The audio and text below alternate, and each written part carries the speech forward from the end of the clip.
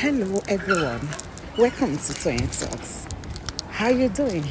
Thank you for watching.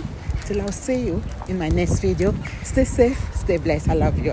Bye.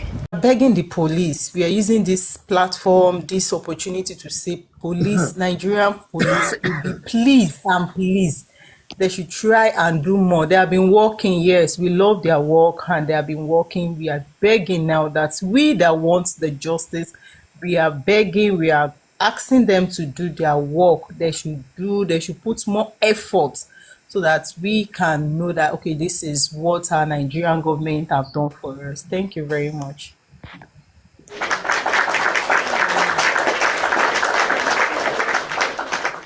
Nana. Twindex.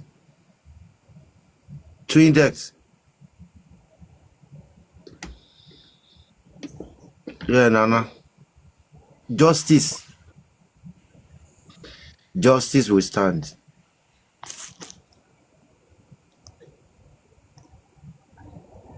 Justice will stand.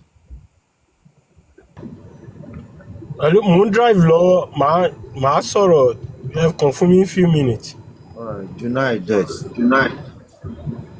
Juma. Ẹ káàárọ̀ Mr. Latin. Juma Dek. Ẹ káàárọ̀ gbogbo ilé. Ṣé rí nípa recording? Èmi believe pé wọ́n lè record with their phones. Torí kú Mohbad, wọ́n mọ̀ pé wọ́n fẹ́ pa Mohbad. Àwọn people yìí dẹ̀ wà nínú court. Ikú Mohbad yìí wọ́n mọ̀ pé wọ́n fẹ́ pa. Bẹ́ẹ̀mi ṣe my own thinking o. Ìkànnù wọn ọ̀ méjì inú wọn máa record ni. Even though CCTV náà máa gbé. Wọ́n mọ̀ wípé wọ́n fẹ́ pa Mohbad, so wọ́n máa record ẹ̀. Tí ò bá ń ṣe páṣírí tú tí gbogbo ayé mọ̀ sí ni. Ikú Mohbad yìí bí wọ́n ṣe pa, wọ́n máa wò nínú group wọn ni. Wọ́n á tún máa wò, wọ́n máa fi bọ̀bọ́ yìí ṣe yẹ̀yẹ́ nínú ẹgbẹ́ burúkú tí wọ́n wà. Wọ́n máa wò, wọ́n máa fi ṣe fàájì ni. Torí àṣírí tú ni a ṣe ń rò pé ẹ̀wọ̀n record àbọ̀ record CCTV nìkan ló gbé. Wọ́n record bọ̀bọ́ yìí. Torí àṣírí tú sí gbogbo àgbáyé, òun ni wọ́n ṣe ń hide. Àwọn nǹkan báyìí wọ́n máa wò nínú ẹgbẹ́ wọn ni later on tó bá rí pé everything ti die down. Àṣírí yẹn ò tú, wọ́n ti ṣe gbé, káná ṣe gbé ni. So wọ́n record, wọn ọ̀kan ìsọ àṣírí gbogbo kíní yìí ṣì máa tú. Èmi believe pé wọ́n record ṣá. Submission tèmi nìyẹn. Thank you.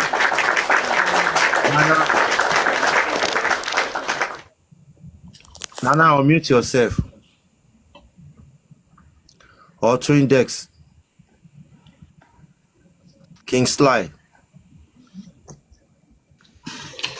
Ẹ ṣé gan wọ́dà láti ẹ̀ka sàn ẹ̀ka ọ̀rọ̀ ẹ̀ka lẹ́ gbogbo ibi tí a bá ti ń wo fọ́nrán yìí nípa àdẹ̀kù ọ̀rìyàn akóǹgbẹ nípa ti rẹ́kọ́dìn yẹn ṣèyí tá a bá ń bá ọ̀rọ̀ yìí bọ̀ tá a bá ń fi ọkàn tẹ̀lé àti nípa àwọn ẹ̀rí tá a ti rí ní lóríṣiríṣiríṣiríṣi tá a rí tá a bá ń fọkàn bá lọ àbí tá a bá ń gbé síra wọn wò a máa rí pé ẹ̀ṣẹ̀ kan wà tí Mohbad ti ṣẹ̀ wọ́n.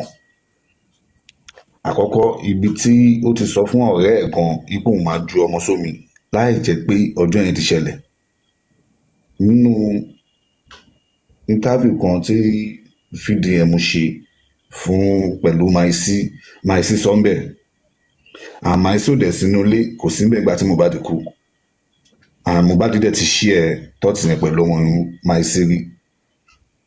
Wájú olùjọ́wọ́ yẹn ti jáde níbi kan àdìgí ká tó wá gbọ́ nǹkan tí Wùmí náà tún sọ fún bàbá Mohbad gbà tó tún pé wọn ikú tó yẹ kí Liam kú òun ni Mohbad kú yẹn Liam tí ó bá sọ sómi òun ni Mohbad padà wá kú yẹn. So ó fi hàn gidigbe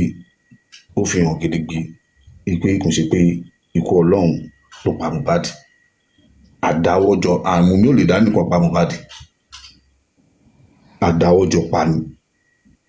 So CCTV máa gbé àtàwọn tó bá kù nínú ilé náà kò sí ní wọ́n wé ọdẹ ọ̀dà ṣá wọ́n á rìkọ́dì kankan tó bá jẹ́ pé mọ́mẹ́ǹtì tí gbogbo kinní yẹn ṣẹlẹ̀ ṣùgbọ́n á jẹ́ pé ara wọn kan tó lè sún wa débẹ̀ tó lè sún wa mú ẹ̀rí gidi jáde a máa rí lágbọ́ Ọlọ́run dẹ̀ máa jáde. so táwọn ò pé gbogbo àwọn èèyàn tó ń fi ẹ̀tọ́ ní fídíò yẹn lọ́wọ́ àbí tó wọ́n ń bẹ̀rù tó ń ṣe kínní ìlú tá a bá wà àtúgbọ́dọ̀ máa bẹ̀rù mọ́ òun ṣùgbọ́n àwọn forces kọ̀ọ̀kan wọ́n ń jáde lọ́tún lọ́sì wọ́n fẹ́ jẹ́ ká tún máa bẹ̀rù nínú ìlú tá à ń gbé nínú ìlú tó bí wá sí ká tún máa bẹ̀rù èèyàn ṣàlejò ọmọ ilé kan tó jẹ́ pé ilé bàbá mi ti ń kọ́ kẹwàá ní kí n má lè sọ̀rọ̀ níbẹ̀ òdòdì o ẹ má dájú jẹ́ ewu nínú ìlú wa mọ́ o ṣùgbọ́n àwọn forces kan wà báyìí tó jẹ́ pé wọ́n fẹ́ jẹ́ ká sọ̀rọ̀ a lè béèrè question nǹkan táwọn bá fẹ́ ká sọ ni ká sọ báwo la ṣe máa rí justice pẹ̀lú nǹkan bẹ́ẹ̀ yẹn kò lè possible bọ́dà láti kò lè possible a lè tún máa continue tún máa bẹ̀rù nílùú àmọ́ kò lè possible ọmọ pípín yìí fẹ́ jẹ́ ká máa bẹ̀rù a lè béèrè question lọ́wọ́ lágbájá a lè béèrè question lọ́wọ́ Wùmí a lè béèrè question lọ́wọ́ àdúrà a lè béèrè question lọ́wọ́ bàbá àdúrà a lè béèrè question lọ́wọ́ Blessing wọ́n máa jáde tán faraya ni báwo la ṣe fẹ́ rí justice ṣe bí question yẹn la máa béèrè láti máa rí òótọ́ láti máa mọ̀ pé ọlọ́pàá ẹni báyìí la fura sí pẹ̀lú sọ̀pọ̀ pẹ̀lú evidence wa bẹ̀tẹ̀ ọdún ká má sọ̀rọ̀ ká má wo Ọlọ́run á fún wa ṣe o submission tèmi ní ẹ̀bọ̀dá láti. Thank you.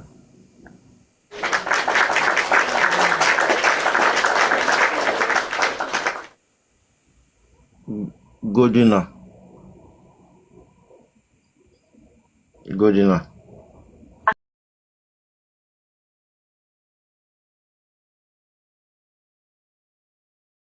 mo ti sọ tẹ́lẹ̀ ọ̀rọ̀ Mohbad kọ́ ló ń ṣàánú àdìbò mo mọ̀ pé nínú ọdún yìí torí ọdún ẹ̀san lọ́dún yìí Mohbad máa get justice agbára Ọlọ́run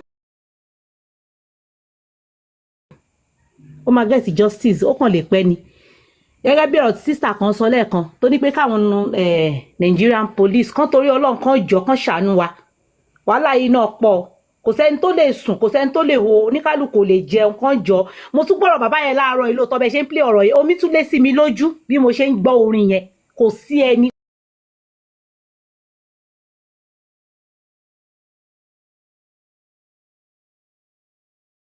ò ṣe bàbá dẹ̀ sọ olóyè kọ́ bá ń ṣe fún forensic wọn ò dáhùn nǹkan tó yẹ káwọn ọlọ́pàá ṣe nìyẹn tó bá ṣe gbogbo fún forensic yẹn gbogbo nǹkan tó ń ṣẹlẹ̀ àṣírí máa tú bọ́tẹ́ Ọlọ́run jọ Ọlọ́run dìde nínú àánú ẹ̀ kó ṣàánú wa ni o. mo dánu dúró náà sà. All right. Wow.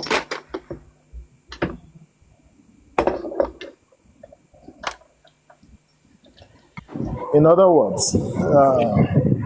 kí ni 3 seconds video àti eléyìí tí wọ́n ní wọ́n delete ẹ jọ̀ọ́ ẹ ṣiṣẹ́ lórí fídíò yẹn dáadáa wọn ẹ ṣiṣẹ́ lórí fídíò yẹn dáadáa Mr. Yomi because kò sí nǹkan kan tá tiẹ̀ lè afford láti dànù sí pé bóyá ó ṣiṣẹ́ àbí kò ṣiṣẹ́ me personally I believe in that 3 seconds video níbi tá a dé because a lot is going on why tó fi jẹ́ wípé after the 3 seconds video gbogbo òtá kan dàrú everybody ń sáré scatter so God will just help us.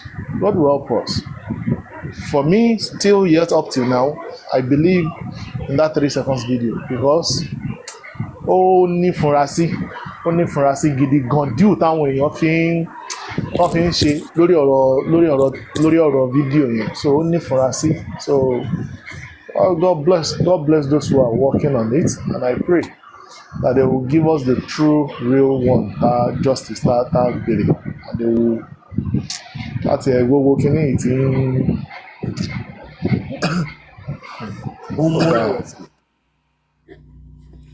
ṣó ń fa rẹ̀wẹ̀sì ni. bọ́dá láti ó ń fa ẹ̀wẹ̀sì ó kàn dàbí wípé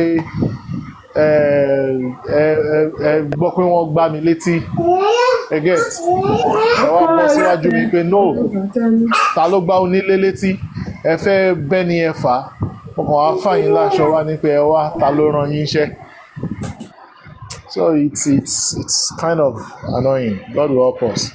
Let's power tap everybody. Let's power tap. Mary. It's disgusting, annoying.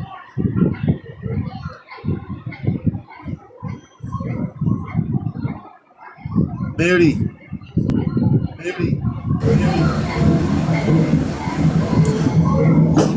Hello, Bella, tí ẹ kú ọ̀lẹ́ sà.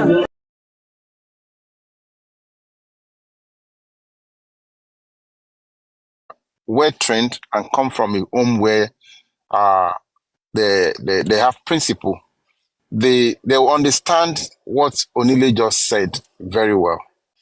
See, Abandake, we keep quiet. We don't want to talk, not because we are blind or we don't see what is going on.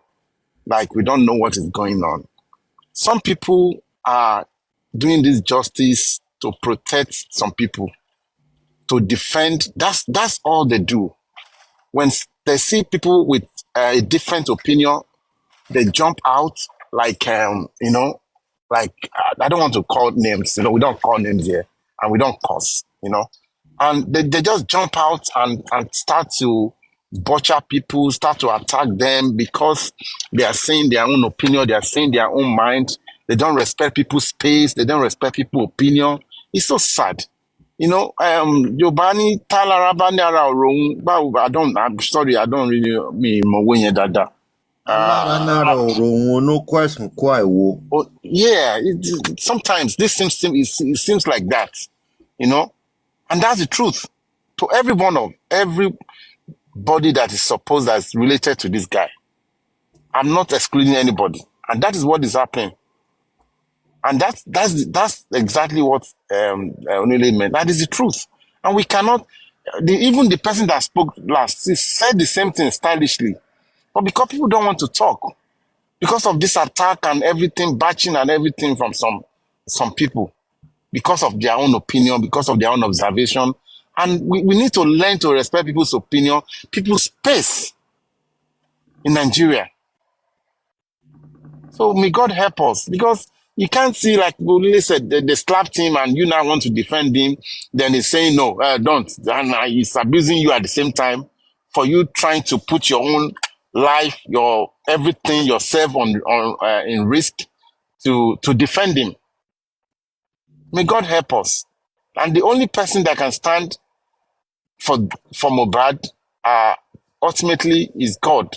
We are all trying everybody's trying to their best to contribute their own quota, to make their own contribution towards this what do you call it? To give justice to this boy.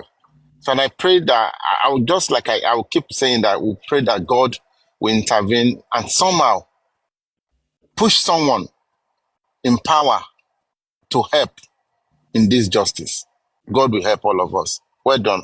I thank everybody. I greet everybody on the panelists. And everybody that are commenting at the comment section. I greet everybody. Thank you so much. Godila.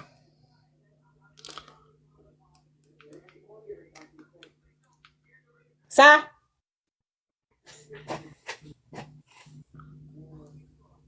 Bala ṣe pè mí. Ṣé fẹ́ sọ̀rọ̀ ni? Ṣé fẹ́ gbówó fún mi ni sir? Bala ṣe máa rí justice ẹ má worry. Lágbára Ọlọ́run. Justice máa dé. Láṣẹ Ọlọ́run. Ẹ má worry, justice máa dé. Ọdún ìdẹ ni, tó rọ́dún ẹ̀sán lọ́dún. Iṣẹ́ bá àṣírí ọ̀pọ̀lọpọ̀ ń tú. Àṣírí ń tú. Àṣírí máa wọ́n máa gba justice. Ẹ kàn rí téèyàn kan bá máa dìde lórí ọ̀rọ̀ yìí pẹ̀lú Bùráyọ̀ mi. Ẹ máa rí. Ẹ máa wòran. Kó má pẹ́ kó jìnnà. Kò ní jìnnà láṣẹ Èdùmàrè. Láṣẹ Ọlọ́run. Mohbad spirit is strong. Ṣé bí wọ́n ṣe ń make tọ́gbọ́n mi try tọ́jà ṣe Ọlọ́run ní fún láṣẹ. I say amen to that. Ìrètí pípẹ́ ó lè fa ìrẹ̀wẹ̀sì ọkàn. Tìrètí bá ti pẹ́ jù àmọ́ kan ṣáko lọ. Mr. Onílé ò ṣe rí tó bá ṣe wípé a ti ẹsẹ̀ ilé bọ́ ni tá a ti lo ti ọba Olúwayé àti Ṣọ̀pọ̀nná àṣírí á ti tú. Ìrètí yẹn ò ní pẹ́ tó yìí. Ṣẹ́rí ìyẹn tún wá kọ́ ṣẹ́rí nǹkan tó bà justice yìí tó ń bàjẹ́ lọ tó dẹ̀ ń fa wàhálà gidi gan lórí ọ̀rọ̀ justice òun ní gbogbo àwa tá a pè ní justice seeker tá à ń fight fún nǹkan kan náà a farabalẹ̀ rárá a fi ara balẹ̀ rárá àti rárá. Now, permit me to say this story, Brother Lati. I beg you in the name of the Lord. Ẹ jọ̀ọ́, ẹ kàn fún mi time díẹ̀.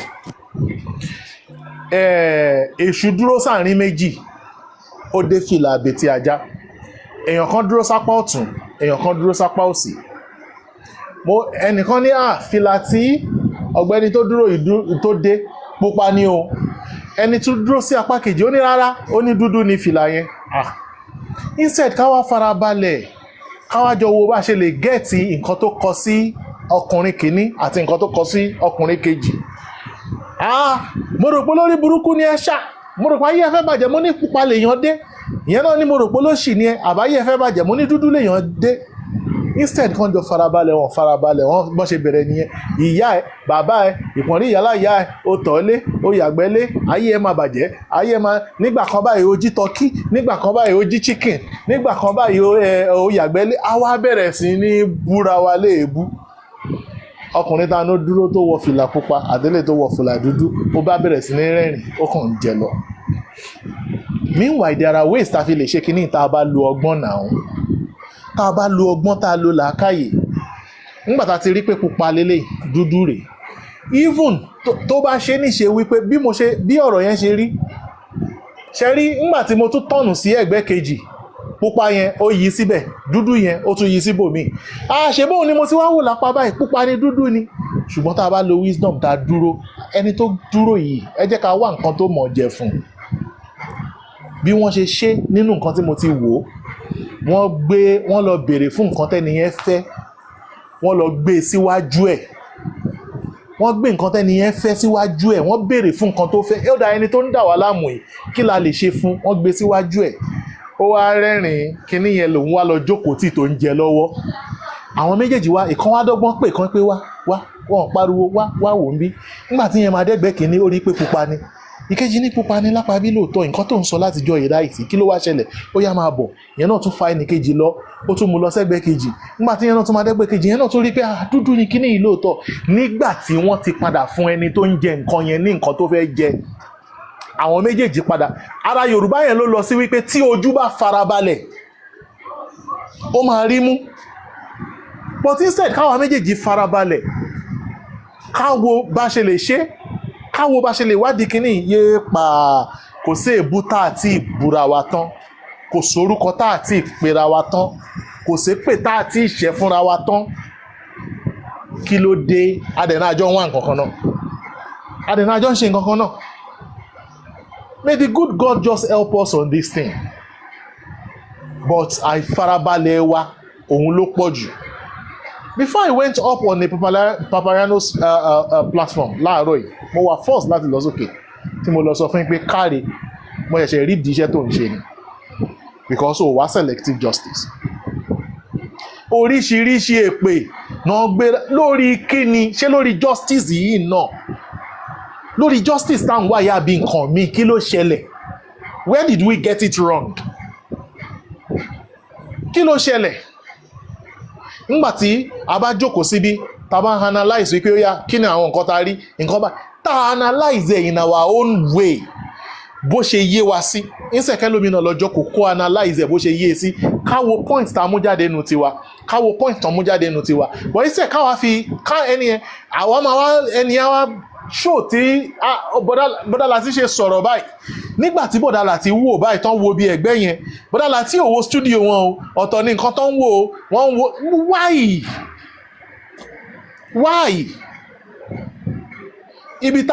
Ara àwọn ibi tí a ti padà get ẹ̀ wrong tó jẹ́ pé nǹkan ṣe wá nìyẹn. Kí ló dé? Kí ló dé? How old is Mohbad? How old is he? A lè give analysis níbì kan, ká give. In fact, àìmọye àwọn ènìyàn. I told you of a lady that shouted me. Ó lẹ́rù ń bá òun láti wá sókè torí wọ́n máa drag òun ò dẹ̀ fẹ́ anybody drag òun. Àìmọye àwọn èèyàn tó wà, Bọ́dà Láti, àìmọye thousands of people tó wà tó fẹ́ wá sọ̀rọ̀, but they are scared. Ẹ̀rù ń bá wọn. Pé báwo làwọn ibo làwọn ti fẹ́ bẹ̀rẹ̀, báwo làwọn ṣe fẹ́ sọ, ẹ má yẹ káwọn lọ o. Ká tó sọ wípé la rí yé pa, wọ́n á ti kìpọ̀n rí kan ìyálà. òwe Yorùbá kan ni mo máa ń gbọ́ tẹ́lẹ̀tẹ́lẹ̀ pé ìwọ lọ lu yín kó sọ pé o fẹ́ jọba àbó kó sọ pé kinní kan wọ́n á pè tán yàrá ya ẹ̀ fún ẹ ìwọ wá sókè kó sọ pé o fẹ́ sọ kankan nípa ọ̀rọ̀ Mohbad nsìn kó ní o fẹ́ mọ nǹkan tó ojú ẹ nǹkan tó gbọ́ àti bó ṣe yí ẹ sí yé wọ́n á sọ̀tàn lé ìyá ẹ̀ fún ẹ wọ́n á sọ ti lé bàbá ẹ̀ fún ẹ wáì kí ló ṣó yẹ kó rí bẹ́ẹ̀ kò yẹ kó rí bẹ́ẹ̀ bí ọ̀rọ̀ ìyá yẹn náà tó yẹ kó rí bẹ́ẹ̀ kò yẹ kó rí bẹ́ẹ̀ ó lágbára o but I pray that God will help us. God will help us. God will help us. For somebody to say lánàá wípé no mi ìfẹ́ bá Bọ̀dá Lati jà because Bọ̀dá Lati is a true justice fighter. So we all know this. Then why are we allowing a lot of things to go wrong láàrin wa? I so much respect the person that said it. Why are we? Yes. Àdàbí àbí wọn o. Àdàbí àbí. Àdàbí àbí wọn o. Láti àdàbí àbí rèé. Èmi ò mọ ohun wọ́n sọ pé ó ṣe tàn fi ń rójọ́ ẹ̀ka. Ibi tèmi máa bá wọlé nìyẹn, àdàbí ló máa bí gbogbo wọn. Àdàbí tí gbogbo àwọn tó ń rojọ́ Latisneh àtàwọn tó ń bú platform Latisneh pé àwọn ní sharegiver. Àdàbí tí wọn bá ń bo òótọ́ mọ́lẹ̀ làdàbí ò ní bí wọn. Bọ̀ tó wáyé pé wọ́n mọ òótọ́ fún mi wọ́n dẹ̀ ń purọ́ fáwọn èèyàn torí wọ́n believe pé ohun táwọn bá ti sọ everybody máa gbà. Àdàbí yẹn àti okùn ìbí tó wà láàrin wọn yẹn àdàbí tí wọ́n bá ṣe òótọ́ pẹ̀lú ọmọ tó kú yìí nìkan ló kù. Gbogbo everybody tó mọ̀ nípa kú ọmọ yẹn tó mọ ẹni tó pa tó mọ bọ́mọ yẹn ṣe kú tó mọ àwọn tó wà ń díẹ̀ tí wọ́n wá ń dáwọ́ bò mọ́lẹ̀ àdàbí yẹn ló máa bí gbogbo wọn. Àdàbí tó bá yẹ pé gbogbo àwọn tó ń dáwó wípé kí a lè rí justice fọmọ yìí àdàbí tí ò bá ń ṣe owó oògùn wọn náà ń dá àdàbí yẹn ò ní bí wọn. bọ̀ tó wáyé pé owó oògùn oníkálukú ló ń dá tẹ̀tún ṣépè fún wàláhì àdàbí yẹn máa bí wọn. Àdàbí yẹn máa bí wọn. àwọn ò ní ṣépè àní ṣàdúrà bọ̀ àdàbí yẹn wọ́n lájàbí jà àdàbí ó jà ó ju oògùn lọ. ó ní lórí yẹn wáàsí lórí yẹn lecture lórí yẹn sermon lórí yẹn is deeper than mere a song. It's more deeper. So tó máa sọ pé àdàbí mi ní máì tó lórí ẹbí bá lè bá mi tún play orin yẹn. Àdàbí á bí wọn o àdàbí á béèrè àdàbí tí gbogbo wọn ò bá mọkú tó pọ̀ ọmọ yẹn tí wọ́n dẹ̀ dákẹ́ tí wọn ò lè sọ̀rọ̀. Àdàbí tí wọn ò bá mọ gbogbo àwọn tó lọ́wọ́ sí ikú ọmọ yẹn tí wọn ò dẹ̀ lè sọ. No, said quite some things. Welcome, Lagata. Happy birthday to you. Some things. Happy birthday, my brother. My brother. Congratulations, long life and prosperity. Ọ̀pọ̀lọpọ̀ yẹn ti sọ̀rọ̀ síwájú. Expander Baba Onílé, thank you very much, thank you. Ọ̀pọ̀lọpọ̀ yẹn ti sọ̀rọ̀ síwájú. Wọ́n sọ̀rọ̀ pé àwọn fámìlì ìyá Mohbad àtàwọn fámìlì Wùnmí àti fámìlì bàbá Mohbad ẹ má ṣàbòsí. Tálọ́ba kọ́ ni àdúrà ń jẹ́ ni. Àtàlọ́ba fámìlì. Àdúrà wà ń bẹ̀ nígbà tẹ́gbọ́n ẹ̀ kú pẹ̀lú gbogbo ohun tí wọ́n ṣe tẹ́gbọ́n ẹ̀ ń bẹ̀ kò tí ì jáde sọ̀rọ̀ nísìnyí pé báyìí lẹ́gbọ́n òun ṣe kú ẹ máa mú alọ́ba family mọ́ ìyẹn kan. Secondly, a lot of people tí wọ́n mọ̀ pàdúrà wà ń bẹ̀ tí wọ́n mọ̀ pàdúrà mọ̀ a lot àdúrà yẹn náà ni wọ́n tún shield lẹ́ni ni wọ́n fẹ́ kó tọ́ jáde ni wọ́n tún sọ pé kò sí nǹkan kan nu 3 seconds video. ni wọ́n tún sọ pé rọ́ ni. Meanwhile wọ́n gbàgbé pé blogger wọn ti jáde wípé lóòótọ́ ni fídíò yẹn àdúrà ló sẹ́ǹdì ẹ̀ torí wọ́n promise ẹ̀ lágbájá kan náwó Dàrúsà náwó Wùnmí náwó wọ́n promote àdúrà fọ́sẹ̀ kan wọ́n wá promote ẹ̀ mọ́ ìyá wa ń jẹ́ ló fi send fídíò tó send wọ́n gbàgbé pé wọ́n sọ bẹ́ẹ̀ wọ́n tún wá sọ pé kò sí nǹkan kan nú ẹ̀ irọ́ ni ó mì pé àwọn tó mọ̀ pé Alọ́ba family wà nù ó lọ́wọ́ sínú kú tó pa ẹ̀gbọ́n ẹ̀ àwọn náà tó Alọ́ba family náà àwọn náà tó wá ń jáde tó ń defend ọmọ yẹn náà tó ń shield ọmọ yẹn ẹjọ́ báwo làdà bí òṣèlú bí wọ́n báwo làdà bí òṣèlú béèrè báwo lè jẹ Mohbad òṣèlú bí wọ́n báwo lè jẹ Mohbad òṣèlú béèrè báwo ni paint ọmọ yẹn tó agony tó wà tẹ̀mí fi bọ́ lára ẹ̀ tí gbogbo àwọn tó dẹ̀ mọ̀ òótọ́ tí wọ́n dẹ̀ ń da tó ń fi gbogbo tí wọ́n ní tí wọ́n fi ń bo òótọ́ yẹn mọ́lẹ̀ báwo lágónì yẹn ò ṣe ní bí wọ́n àdàbí máa bí wọ́n ní gbogbo ìgbà tó bá ti ń kọ orin yẹn ní gbogbo ìgbà tó bá ti ń play orin yẹn ní àkókò kakókò tí ẹni tí wọ́n kọ orin yẹn létí ẹ̀ bá ṣe gbọ́ yìí tá a bá ń rántí orin yẹn tá a bá ń kọ wàhálà àdàbí yẹn máa bí wọ́n ó dẹ̀ di dandan kó bí wọ́n èmi ò ní sọ jù bẹ́ẹ̀ lọ tẹ́ bá ń sọ pé fámílì méjèèjì fámílì mẹ́tẹ̀ẹ̀ta gbọ́ ọ fámílì mẹ́rẹ̀ẹ̀rin ni ẹ máa mú Alọ́ba fámílì ẹ mú ìyá Mohbad fámílì ẹ mú Wùnmí fámílì àti bàbá Mohbad bàbá Wùnmí àti ìyá Wùnmí àwọn méjì ìyá Mohbad àti bàbá Mohbad fámílì ẹ gbogbo wọn ní kẹ́ kó wọ́n mọ̀ ń pakú ọmọ ìgbogbo wọn ló dákẹ́ ni wọ́n bu ẹnu. except bàbá nìkan ló wà innocent. èmi ò accept ẹni kankan lémi o opinion ti yín nìyẹn èmi ò expect ẹni kankan. bàbá ò. When we're talking like this, it will sound to the world and to people that we are supporting a particular person and particular group. We cannot do that. Yeah, until when it's otherwise proven, everybody, we cannot do that. I agree with him. We cannot do that. Let us not make it look like it's better. Let's just keep fighting for the justice that we are fighting for. We cannot kill behind anybody. No exception to any of them. All of them. All of them. But I'm not interested in going into details. But all of them, I'm not excluding anyone. Gbogbo ẹbí yẹn àdàbí máa bí wọn. Àdàbí á béèrè lọ́wọ́ wọn. Àyàfi tí wọn ò bá mọ tó pa ọmọ yìí, àyàfi tí wọn ò bá lọ́wọ́ sí tí wọ́n tún shield àwọn tó pa ọmọ yìí, àbáwọn tó lọ́wọ́ sí ikú tó pa ọmọ yìí, àyàfi làdàbí yẹn ò ní bí wọn. But tí wọ́n bá mọ̀ wọn lè má sí bẹ́ẹ̀ o, but tí wọ́n mọ̀ tí wọ́n dẹ̀ tún shield òótọ́ àdàbí yẹn máa bí wọn. That's my submission. Thank you very much. Thank you very much. Yo, kí ló ń ṣẹlẹ̀? So I support my Senate president to expand that 100% because if we are talking about justice, we shouldn't be biased in one side.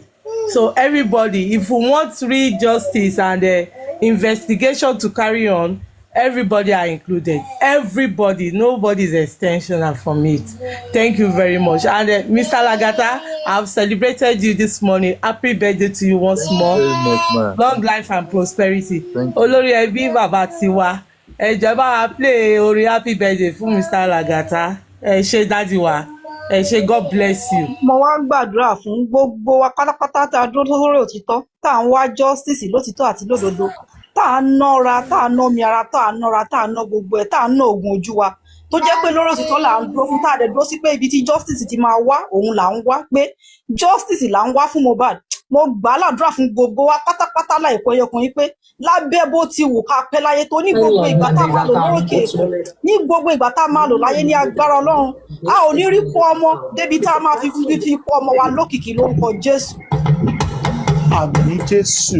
Àmín lórúkọ Jésù. Ọjọ́ ìbí ṣe pàtàkì, ó ṣe kókó. Lagata.